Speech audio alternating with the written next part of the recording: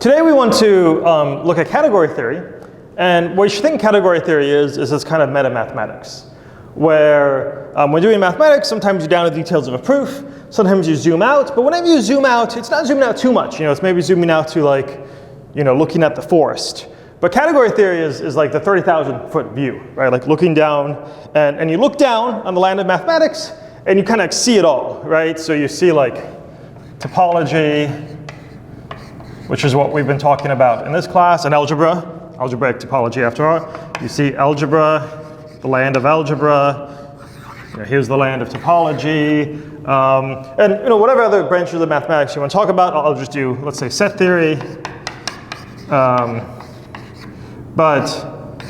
you can think of many more examples.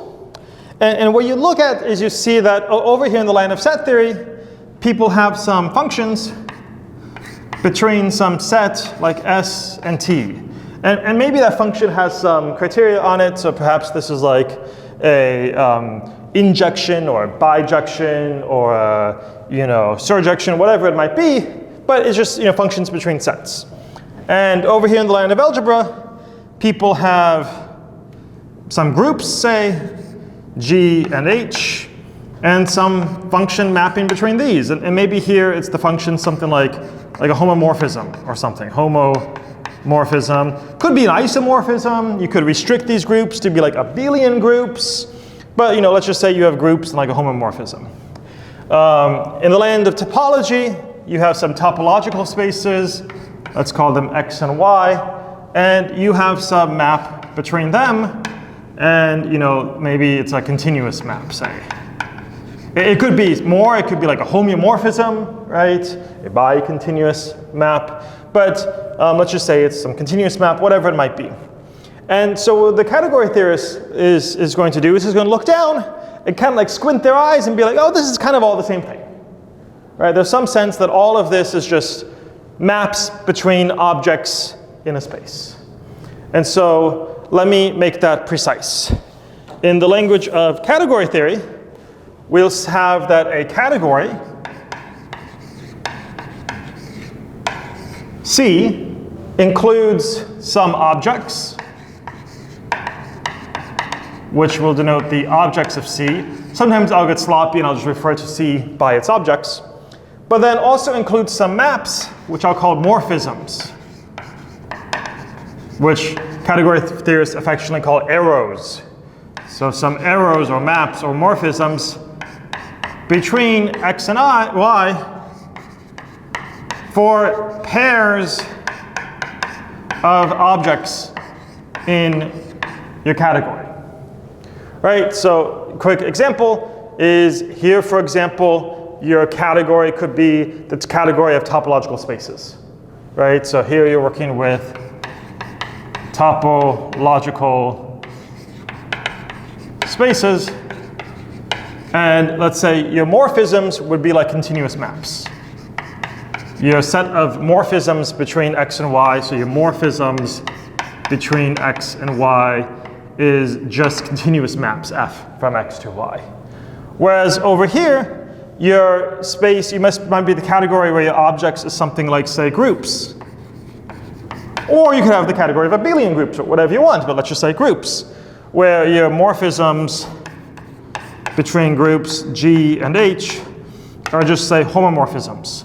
Homomorphisms from F from G to H. If you wanted to, you could make it isomorphisms. You could think about that category instead of groups with isomorphisms. You could give abelian groups. But let's just say the example is like groups with homomorphisms. Here, you have the category of sets. And then, you can choose whatever you want for your morphisms. So morphisms from S to T could just be simple set maps. If you want, you can insist that they're injections. If you want, you can insist that they are bijections. Here, I'll just have little set maps. So, but several different categories you can consider, right? So defining a category is just saying what your objects are, and then defining what the morphisms between those objects are. But morphisms should satisfy some nice properties. Properties that all of these do. The first property is that there should be something that we're going to call an identity morphism with an identity morphism, so some map 1, which is going to be a identity morphism. So this is going to be a morphism from X to X. So I could call it like this, some identity morphism that satisfies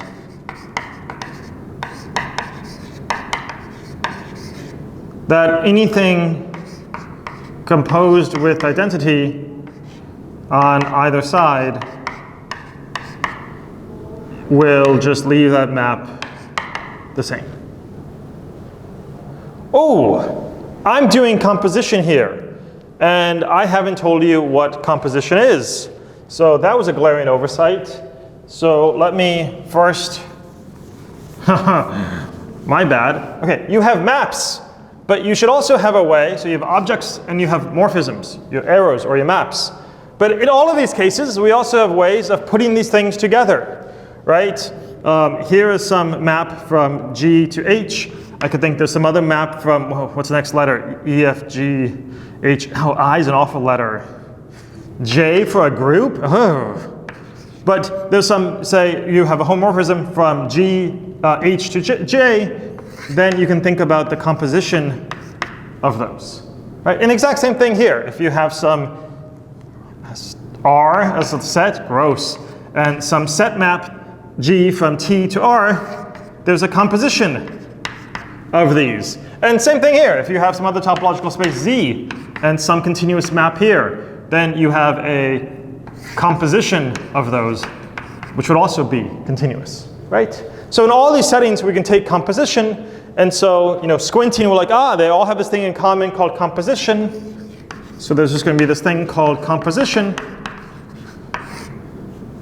where composition is just a way of taking a morphism from X to Y and a morphism from Y to Z and spitting out a morphism from X to Z, right?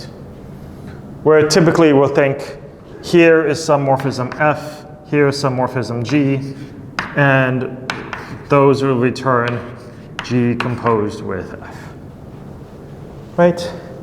Okay, so there's some composition map.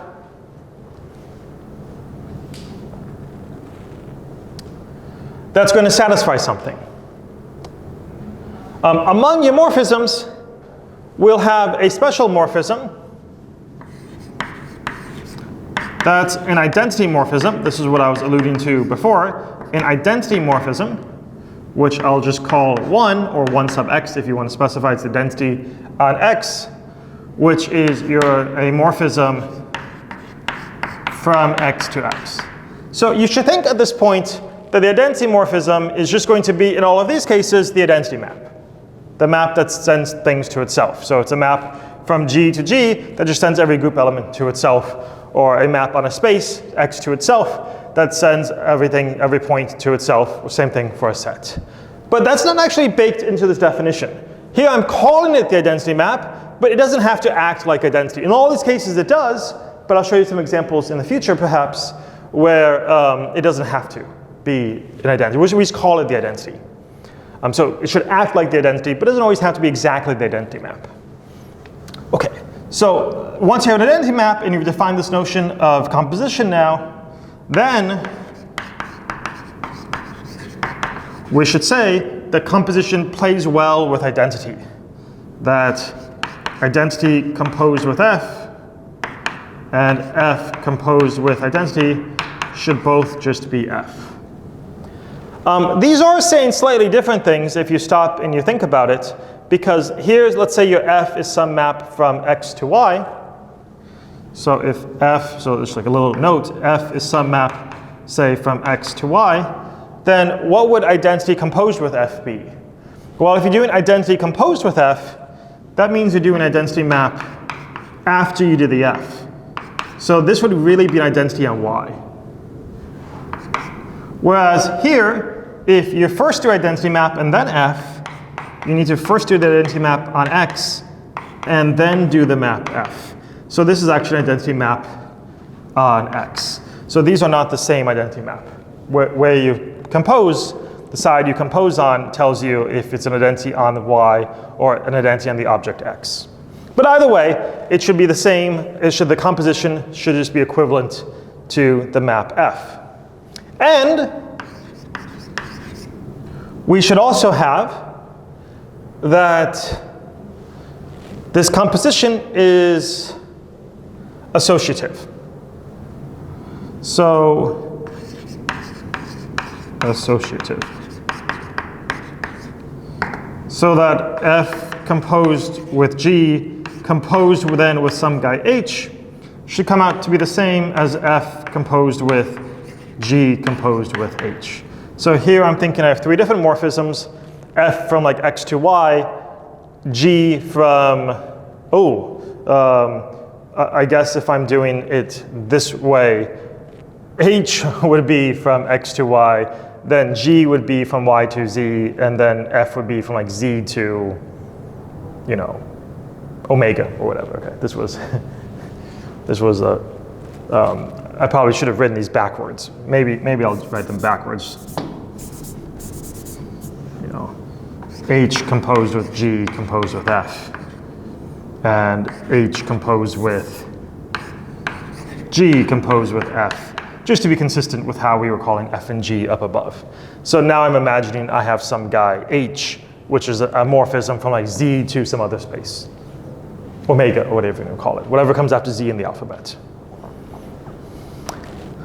Okay, good. And notice in all of these examples, those properties are satisfied, of course. If you compose a set map with identity, it just leaves it the same. If you compose, a continuous map with identity, that's also going to leave it the same. You compose homomorphism with identity, it leaves it the same. And all of these are associative. So I've given you some notion of a category that's generalized these three examples from the land of topology, algebra, and set theory. But you shouldn't think that those are like the only three examples. So there's like, dozens more examples. And I don't know how much to dwell on this, but I don't know, can you think of any more examples? Well, I've given actually several examples here, right? Because I said that instead of being a homomorphism, you could think of your maps instead being something like isomorphisms.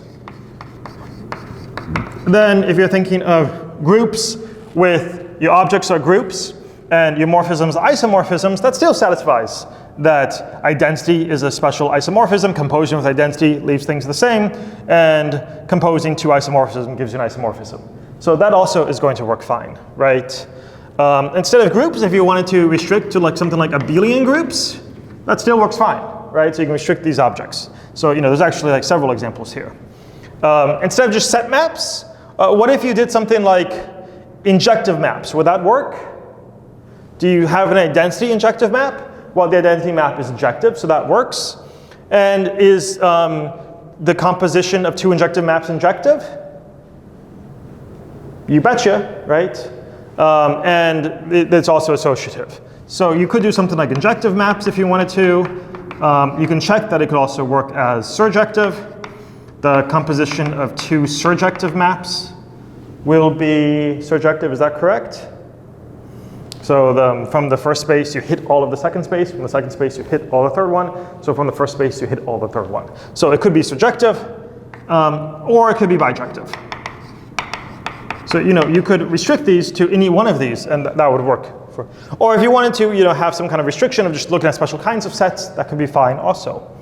Or in this land of topological spaces, instead of doing topological spaces, generally you could restrict yourself to something like CW complexes,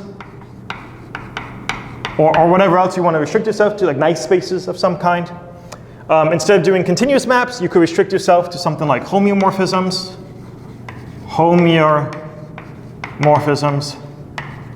So, like all of these would be examples of categories where you would just specify what are the objects and what are the morphism, and they satisfy these properties, right?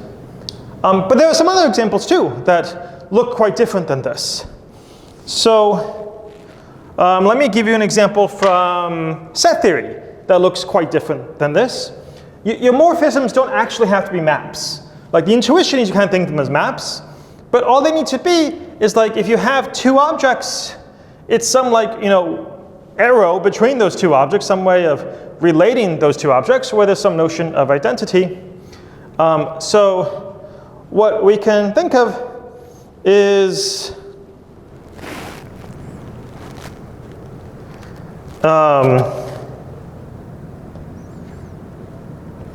let's think, for example, for a set theory, a set, so here's an example, a set with some partial ordering. So maybe as like a sub-example, so within this example, a sub-example would be like the set Z with the typical less than or equal to relation, right? So I claim you can think of this as a category. So like, what are your objects? Well, your objects would just be values of Z, right? So numbers in Z, like N and M. So your objects, so like things like N and M, would be objects of this category. And so these are just integers. These are just integers. Your objects are just the integers. So what is a morphism between N and M?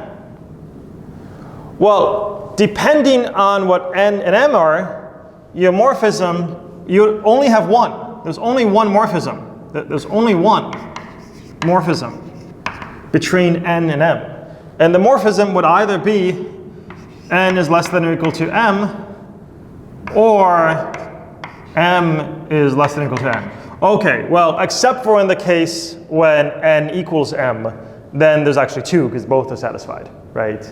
So for N not equal to M, there's only one morphism, one of those two guys. So the partial ordering is the morphism, right? This is, in this example, it's a full ordering. Any two elements can be compared to each other inside of Z. More generally, you don't have to have any two elements. But if there's an ordering, you just give the ordering. But then you look at what these other properties are saying, it's like, is the associative? Well, associativity is just the transitive property. You know, it's like if L is less than or equal to M, or the composition, I'm sorry, composition is just a transitive property. So what is composition? Composition is really just the transitive property, because it's like if L is less than or equal to M, and M is less than or equal to N, then L is less than or equal to N. This is just the transitive property.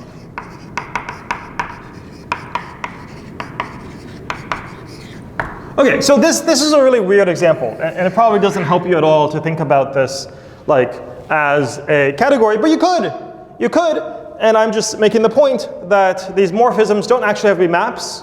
It can be any kind of relation, and these compositions, you know, here composition comes out to be transitivity, so something very, very different. So this is a really weird example from set theory. Let me give you another example, maybe from group theory. And that's, instead of having, you can still take a group. So take some group G, but then I'm going to make the objects for this category. So the objects, I'm just going to call the category G for the group that corresponds to. I'm going to call the objects for the category a single element, X, which is just some element of G, like a specific element. So pick your favorite element of G, whichever element you want to pick. So you've picked a particular X in G. I'm not saying it's all X's in G. It's just one. There's just one object. So here, there's just one object. There's just one object.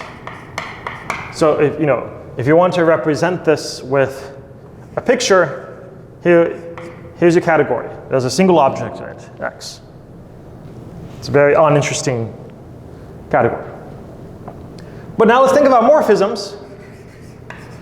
Well, it has to be a morphism between two objects, so it has to be, well, in this case, from X to itself.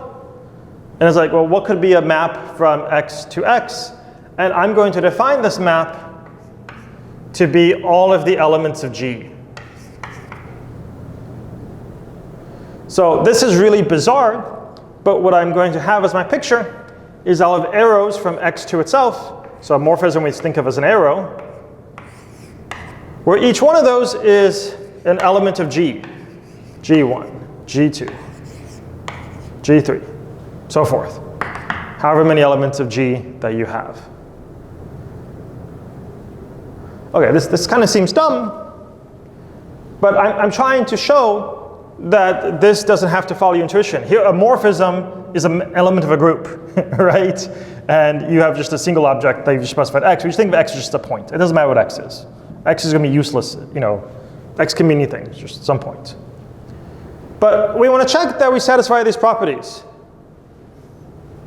Okay, so what would you think is the identity morphism here? Do you have a guess of what should correspond to the identity morphism? What should be our identity morphism on this guy? Guess. Anyone want to guess? Yeah, well, you have a group, so it's probably just the identity of a group. So how do you write the identity of a group? Do you use 1 or do you use E? I've been using 1 in this class, so let's stick with 1, I guess. But sometimes you use E to, if you want to use E instead, that's fine. I'll just use 1. So this is the identity morphism is just the identity element, right? This is very strange. So we have that. What is composition? What do I mean by some map composed with another map? What do I mean by composition? Let's think about what I mean by composition. What is G1 composed with G2? And so I'm just going to define composition to be, it's just the product of those two elements in your group product of these two guys. If you want to put a dot there, if you think that makes you think of the group product, right? Because this group product is an element of the group. Groups are closed under the binary operation, right? So whatever the binary operation is, it gives you another element of the group. And so G1, G2 corresponds to some other element of the group. G1, G2 is itself an element of the group, so it also is a morphism here, right? And now think about what is identity composed with any element of the group. I'll just call it G for an arbitrary element. Well, that's just the identity element times G, so that's just G. And likewise, if you compose on the other side as well. And then finally, we should check that this thing is associative. So how do we know that G1 composed with G2 composed with G3? Why is this associative? Well, that's going to just be, by definition, just the group product of G1 and G2 with the group product with G3. But groups, one of the axioms of groups is that groups are associative. So this is G1 times G2, G3, which is the same thing as G1 as a map, as a morphism. Okay. I often call it morphism map, but the whole point of this is a morphism doesn't have to be a map. Here, a morphism is an element of a group. G1 composed with G2 composed with G3. Right, so it satisfies all the properties we want things to satisfy in our category. So this is a category that corresponds to some group where you specified an element. Doesn't matter what element X. X plays no role at all. Okay, I guess I should have somewhere this would be acting on X, so this whole thing times X is this whole thing times X is this whole thing acting on X, but it doesn't matter. X plays no role, and your group elements are just the morphisms. What I want to note here, though, is that if you think about the axioms of a group, you have 3 axioms. So group, recall the definition of a group. A group is a set G with a binary operation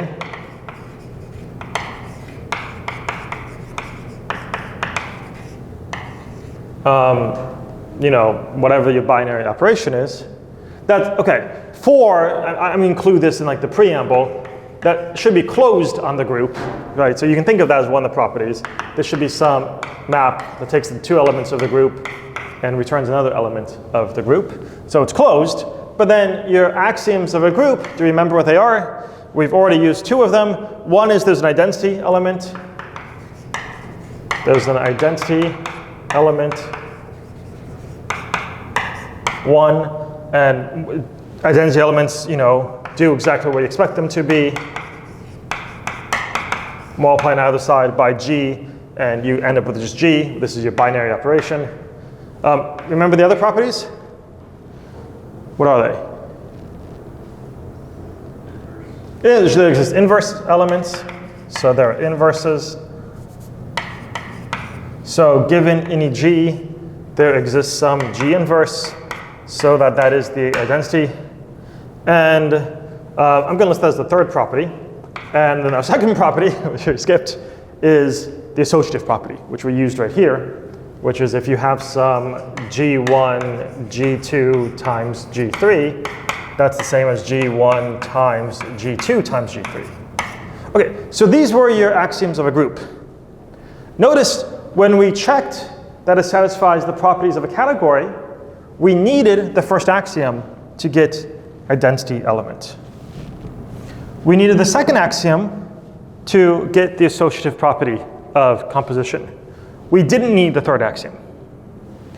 In this proof, nowhere did we use the 3rd axiom. So this wasn't needed for this guy, which means here, he didn't actually have to be a group. If you just have some set, in a binary operation with these 2 guys, it gives you a category. A category that's acting on one object. So this is a category with one object. One object in the category, it's called a monoid. So this is where you can think of the word monoid. If you've heard this term before, monoid, a monoid is just a more general structure than a group where you don't have to have inverse elements. And you can think a monoid is just a category that has one object, where then the monoid are just the morphisms acting on that object, right? So here's a new way to think about what a monoid is, right? So category theory is kind of giving us a new way to reframe things. So maybe you're beginning to appreciate, what this category theory stuff is good for. Maybe not. I mean, maybe this is all very abstract.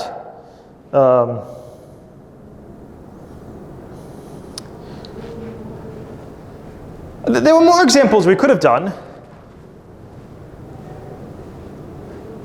Here we did continuous maps in topological space. You could do a slight variation of this. So you could have done, instead, you could have thought of maps up to homotopy, right? So instead of continuous maps, you can think of your morphisms as continuous maps up to homotopy. And if you think about it this way, then checking these properties, that there's composition and everything, like why is composition well defined? Like you go through G of composition is a well defined. That corresponds to, if you have some other map up to homotopy here, some G to Z. Something we did at the beginning of this course is we thought about how do you compose these? Do you remember that a little bit? We're like, how do you compose some map up to homotopy G with some map F up to homotopy. And do you remember how we did this? We introduced the idea of like a homotopy product. And do you remember how we defined this? Well, the idea was this just comes out to be exactly what you might expect. It's G composed with F up to homotopy. But we had to prove this, and we had to prove it was well defined, right? So what we did here was there was this whole proof where we're like, okay, well, F could be, you could have some F1 or some F2, they could be homotopic. G, you could have some G1 or some G2, they could be homotopic. But what we showed is if you have some F1 that's homotopic to F2, and if you have some G1 that's homotopic to G2, then the composition G1 composed with F1 is still homotopic with G2 composed with F2. So this is like independent of the choice, right? So some of that work we did at the beginning when we're making sure like these compositions and things are well defined, you can think like what we're really showing is thinking of maps up to homotopy is making sure that we're still working in a category. So a lot of times when we're checking properties of things, we're checking that it's still a nice category. Okay. So that's the idea of what a category is. Any questions about just the big idea of what a category is? If not, I want to introduce one new idea. Is that good? Clear on what a category is? Okay. So a category is just some collection of objects and associated morphisms that play well with some notion of composition. What I want you to introduce now is a way to move from one category to another. So you might remember, like at the beginning of this course, I was talking about what algebraic topology is it's a bridge to move from the land of topology, topological spaces, to the land of algebra, right? So algebraic topology is some bridge that's taking us from things here to things here. Another way to say that is we want to be able to take our topological spaces and send them to groups, but then we want the maps between the topological spaces to map down to corresponding maps between the groups. And so that's the idea. Everything we've been doing in this class so far is the idea of a functor. A functor is moving these objects in this category to objects in this category, and moving the associated morphisms in this category to morphisms in this category. So really what we've been doing so far in algebraic topology is we've been building up functors. So let me give you the definition of functor, and then we can look at a couple examples we've already seen in this course. So what is a functor? So here's category, here's functor. A functor F you can think of as a kind of map between categories. So here's some category C, and you're moving to some new category, let's call it D. Okay, that's a nice looking D. Yeah, map cal D, I like that. And so what your functor should do is it should take X, which is some object in C, and send it to f of X, the functor acting on X, and that should now be some object in the new category D. And likewise, it should take some morphism. If you have some morphism between objects in C, between some X and Y, that should get sent by the functor to some new morphism that's going to be between whatever the object that X gets sent to and whatever the object that Y gets sent to. And whatever the object that Y gets sent to. And this functor should respect things like identity. So if you had this as the identity morphism on X, the functor F should send the identity on X to the identity on wherever f of X gets sent. Right? So it should respect the identity. And it should also respect compositions. So if over here you have some composition of morphisms, F and G, that's going to get sent to F of the composition, F of G, but that should be the same thing as whatever F of F is composed with F of G. So it's a functor that should just take everything here to corresponding things, everything in the category C to corresponding things in the category D. Sometimes we simplify this list by just drawing a little diagram. So one way to think about what a functor is a functor should be taking, so here's a diagrammatic view. If you have some x and y up in your category C, and some morphism between x and y, what your functor should do is it should send, sometimes this is like a dotted arrow, I'll use a double arrow, but this is your functor. What your functor does is send x to some new object. Now, so up here we were in our category C. Now down here we're in our category D, to some f of x and some f of y.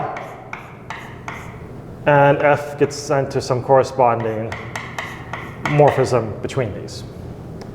And if you want to, you could extend this diagram to make the point it respects compositions. So you can think, okay, you could have some composition here. Maybe here's some g that's sending y to z. Then this z should also get sent down by your functor to f of z, and g should get sent to f of g. And this guy right here should just be the composition of these. So this is just g composed with f. This is g composed with f. And this guy right here should just be the composition of these guys. This should be f of g composed with f of f. And to make it explicit, what I'm saying here is that f of this guy on top of g composed with f is just the composition of these guys on bottom. Right? So it respects composition. And then also respects density map and all that. But this diagram is trying to summarize what I defined here to be a functor. So I claim we've already seen some of these. So can you think of an example where we moved from one kind of object to another kind of object? So I think here, like I think there's a functor. There's functors all over the place, really. I mean, there's a functor here too. You know, we can talk about that one in a second. But can you think of a functor like here to here that's like taking topological spaces to groups and continuous maps between those topological spaces to homomorphisms? What is that functor?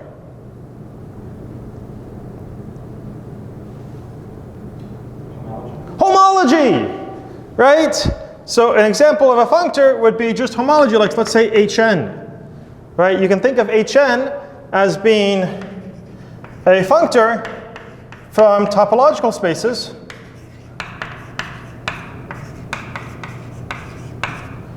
to groups. And this is topological spaces with continuous maps. That's your morphisms is continuous maps. And this is groups with homomorphisms. Homomorphisms. Right? And so I'll just draw a simplified version. I won't draw the composition here. But the basic idea here is that if you have some topological spaces x and y, these are in the topological. These are topological spaces. And f is some continuous function. F is some continuous function.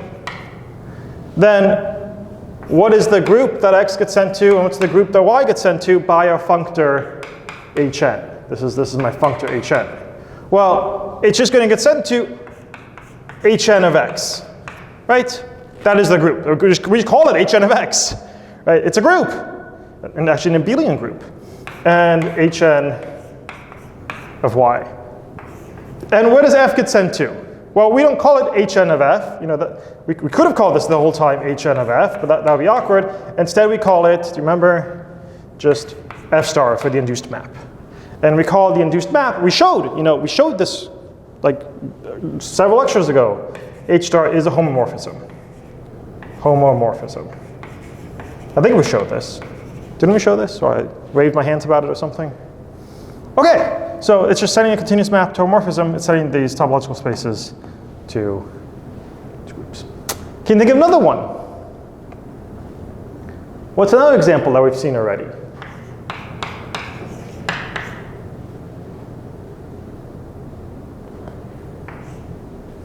Go back before homology. What did we do? What was another way we got a group from a topological space? Fundamental group, right?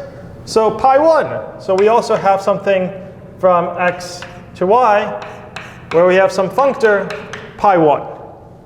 Pi1? I don't know why that throws me off. Okay, pi1. Now, you might be a little bit careful here, because when we actually defined pi1, it wasn't just a topological space, it was a topological space with a specified point. Y and some specified point gave us then pi1 of the topological space with a specified point, and pi1 of the topological space with a point. So sometimes this is called pointed topological spaces. So this is the category up top of pointed topological spaces with some specified point. That became a base point, right? Although if it's continuous, up to isomorphism, if it's path connected, up to isomorphism, these are independent of your choice of base points. But just to define pi1, we had specified a point. So this is actually a functor from pointed topological spaces to groups. Not abelian groups now, but just groups, to the category of groups. Where here, we have some map F, say some continuous map. And what was that notation? I'm actually forgetting. Was it F star again, or did we use F hash? Just F star. Yeah, I think we used F star again for the induced map, where again, okay, did we show this homomorphism? I think we did. Yeah, we went through all the steps and properties and showed us a homomorphism. So here's another functor. So pi1 hn are both just functors, right? Cool. Nice, great, beautiful. There's another functor from, say, homomorphisms from groups to sets. It's a really funny functor. If you have a group, how could you get a set?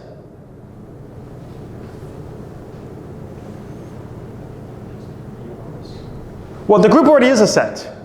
It just also has extra baggage, like a binary operation and all this stuff.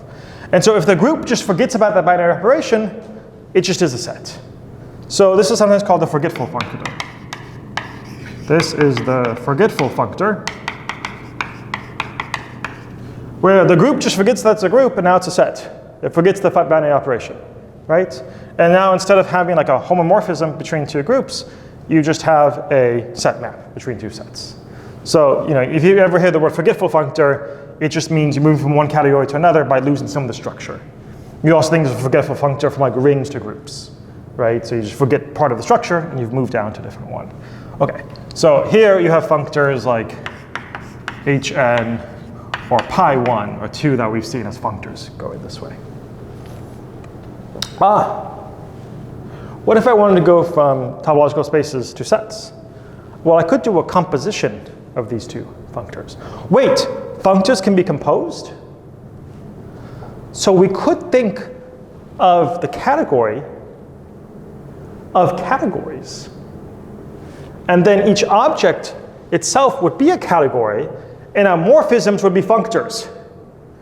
So, you could like apply, oh my, we won't do that, but because you can do this kind of stuff. Okay, great. Let me give you one more example of a functor. This one's going to come from linear algebra. So I'm going to erase this now and give you a linear algebra example. But it's a pretty important example. It's going to motivate a lot of things for us. So there are two categories we can think of. One is So we talked about this for those who took my linear algebra class, where V, you're taking it now, where you can think of a category, let's just call it C, the category of vector spaces, and we'll do it like over R or something for simplicity. And my second category, D, will be the dual spaces. So let's remind ourselves what is a vector space and what's so I mean, you know what a vector space is. Let's say we have some vector space V, which is over R. Then to that, there corresponds some dual space.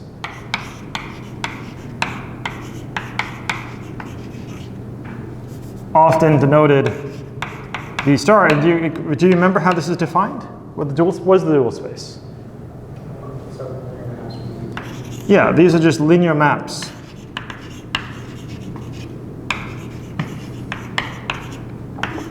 F from V to R, because these are real vector spaces. Okay, great. I don't know. Part of me is tempted to give an example, but I think we're familiar with vector spaces and dual spaces. This is the set of all maps from V to R, linear maps. Okay, well, let's think then about what happens. So both of these morphisms are just linear maps. If I have two vector spaces, if I have some vector space V and some vector space W, and they're both real vector spaces, they're both over R, and I have some linear map, I don't want to use F because I used F there, so let me call it phi. So I have some linear map, phi from V to W. I want to think how do I, so I can move down here to the dual spaces, that's fine. So there's some functor that just associates, you can think of it as the dual functor. So here's my dual functor that just associates to each space its corresponding dual space. But then what does this map move down to? Right? So what is the corresponding map phi down here? So here, these are maps from V to R, and here these are maps from W to R, right? So how is a map from V to W going to move us from one to the other? And the insight is, well, if I began here at W with some map F from W to R, then I can get a map V to R by first sending that V to W and then sending that W to R using F. So first I send V to W using phi, and then I send W to R using F. So my map from V to R is secretly just F composed with phi. So actually the map is going this way, and if you want, you can call it phi star or something, but what it really does is it's the map that sends F, it sends F to F composed with phi. What I want to emphasize though, I don't like this being a superscript, like a subscript. What I want to emphasize though is this map is going the opposite direction as this map. So here phi is a morphism from V to W. But when I apply the functor to phi, so this is just my functor applied to phi, I get a map from a morphism, an arrow, from W star, which is the functor applied to W, to the functor applied to V. So this arrow goes in the wrong direction compared to the previous examples. So here, when I define functor, I assume these arrows are going the same direction. But it could be that my arrows get flipped, like in this diagram. Right? These bottom arrows could be flipped. So when the arrows on the bottom go the same direction as the arrows on top, we call it a covariant functor. A covariant functor. And all these examples we gave were covariant. You know, like with homology, you're setting x to y, and then it goes from hn of x to hn of y. It's the covariant functor. With pi 1, it's a covariant functor. But with dual spaces, these maps on the bottom, the maps in D, the morphisms in D, go the opposite direction. So we call this a contravariant. Contra for against, or the opposite. Contravariant functor. Okay? So homology, fundamental group, those are covariant functors, but dual spaces is a contravariant functor. And I'm telling you this today because a little preview of where we're headed next is we're going to define cohomology, and cohomology will be quite like homology except to be a contravariant functor. Okay, so after we have our little spring holiday, when we come back, I'll be talking about how to define homology, and you'll see that homology is contravariant. Okay. This is all good so far. What I want to do is introduce one last notion, maybe the last 5 minutes or so. And that's really, this last notion I want to introduce is really the idea that sparked the initial study of category theory. And it's the idea of what it means for a transformation to be natural. What do we mean when we call something natural in mathematics? Sometimes we use words like natural. What do we mean by this word? This kind of sparked the study of category theory, at least in the early history of it, 50s, 60s, maybe into the 70s. But let me give you, let me first just give you an example, and then I'll give you the definition of natural. So here we said Hn is a functor for any given n.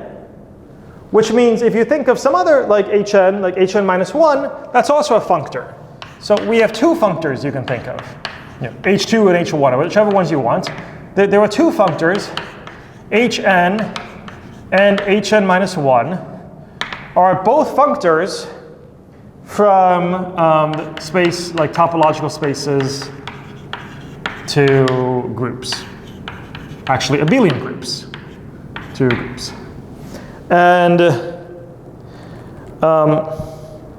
what I want to introduce is the notion of a map between two functors. Right? So more generally, if I have functors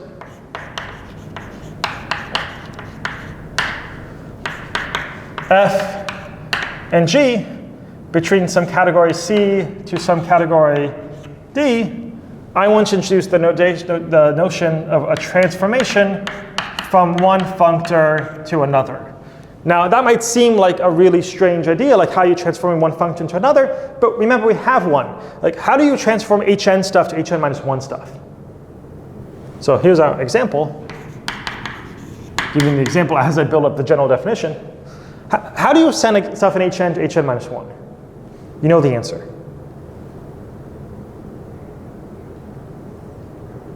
What is it? Just a boundary map, yes. So you have, for our example here, the boundary map is, you can already think of, is a transformation that's sending stuff in Hn to stuff in Hn minus 1. Okay, let me make that a little bit more precise. So here I am, and I have my story of life in Hn.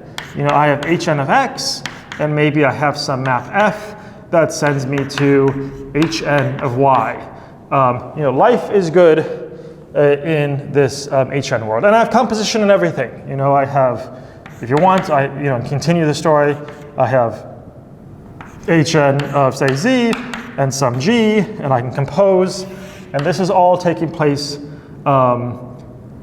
with this is Hn. Up here applied to whatever your topological spaces are. And here's like G composed with F. But then what you can do is you can apply boundary.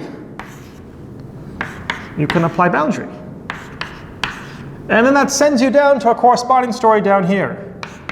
where we have hn minus 1 of x and hn minus 1 of y and some associated map f and hn minus 1 of, say, z and some associated map g. And sure, there's composition and everything you could ever imagine going on down here too.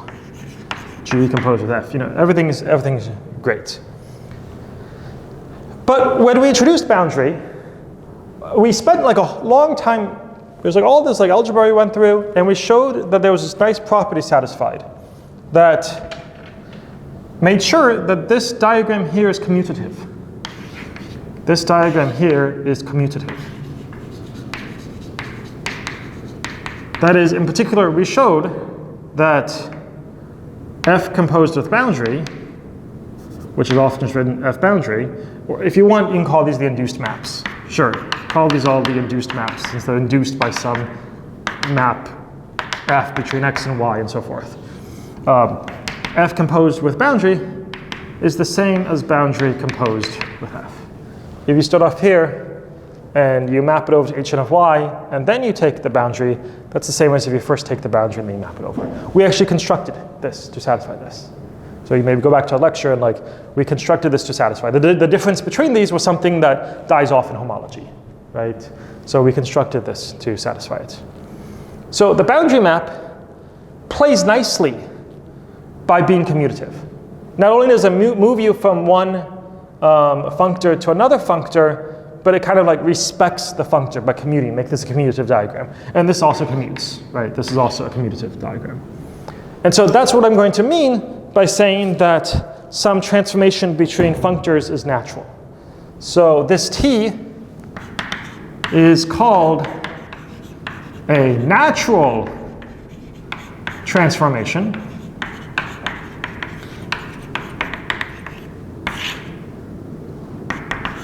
if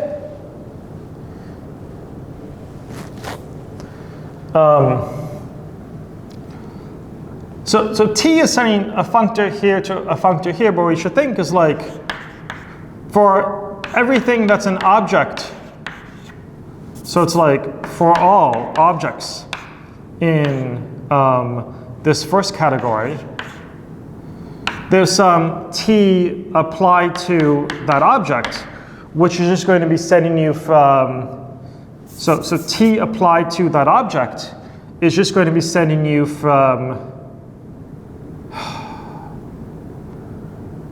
okay, T applied to the T is a map from F to G, but T applied to that object will be sending you from F of X to G of X.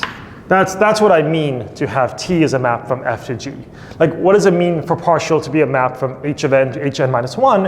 It means it's a map from hn of x to hn minus 1 of x, or from hn of y to hn minus 1 of y, or from hn of z to whichever the topological space is, right? So when I write this, it really means that for any x, for any object here, for any topological space, you have a map from f of that space, like hn of that space, to g of that space, hn minus 1 of that space. So you have a map there, and the following diagram commutes. Diagram commutes. Where the diagram I want is just this corresponding diagram here, this square. And you can extend it as much as you like with compositions. But the square you should think of is I have some map from f of x to g of potentially y. I'm sorry. Up top, we're working with f. Down below, we're working with g. G of x to g of y. Up here, I have some f of whatever your map f is. And then here, there was some g from x, some f from x to y. So this is going to be g from of that map, so g of f. But now, if I apply t of x here, if I apply this t of x map, and over here, I have a corresponding t of y map, this should commute. So this diagram commutes. So what would commutativity mean here? It would mean that ty of f is equal to g of f of Tx. Or you just think it's a commutative diagram. So you can travel either road and get to the same spot, right? Okay, so this is very, very abstract and very confusing. But hopefully if you think about this concrete example of how the boundary map takes you from Hn to Hn minus 1, and both of those are functors, and then it commutes with this diagram, that's the concrete picture you should have in your mind, right? But we've extended it now. And what we can see in the future is we'll have more natural transformations. And so this will come up in homology as well. But when I say a natural transformation is natural, what I mean is the resultant diagrams you get a commutative. So this is why in this class we have those diagram traits and everything comes out to be nice and commutative. Well, it's because we're working within these natural, we built up our maps to be natural, right? Our transformations between functors to be natural. Well, there's your first exposure to category theory.